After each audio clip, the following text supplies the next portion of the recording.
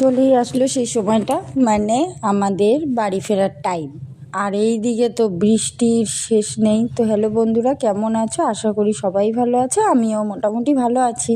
একটু একটু মনটা খারাপ, কারণ সমুদ্র ছেড়ে চলে যেতে হচ্ছে। যতবারই আসি না কেন মন তো আর ভরে না, না?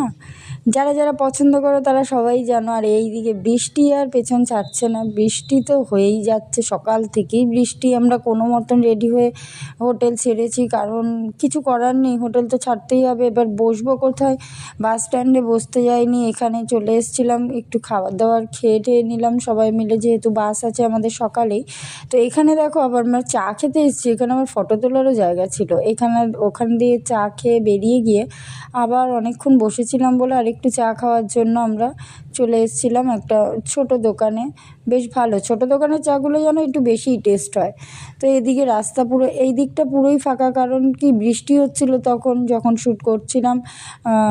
প্রচুরই বৃষ্টি হচ্ছিল, দোকানও সেরকমভাবে খোলেনি। আমরা একটা দোকানে বসেছিলাম ব্যাগ ট্যাগ নিয়ে, কারণ আমাদের 9:30টার সময় চেক আউট ছিল। তো বেরিয়ে গেছি, আমাদের বাস হচ্ছে তাও কটা, 11:30 12টা হবে। তাই আমরা বসেছিলাম এখানে সমুদ্রের পাশে। এখন আর বৃষ্টি ছিল না বলে এত লোকজন দেখা যাচ্ছে, বৃষ্টি হচ্ছে আবার থামছে। এদিকে আমরা বাসের টাইম হয়ে গেছে বলে চলে যাচ্ছি বাসের দিকে, বাসে উঠে যাব এবার। দেখো, আমরা চলেই এসেছি বাসের সামনে। তো দেখা হবে, কথা হবে তোমাদের সাথে নেক্সট ব্লগে। তো আজকের জন্য টাটা, সবাই ভালো থেকো আর সবাইকে ভালো রেখো।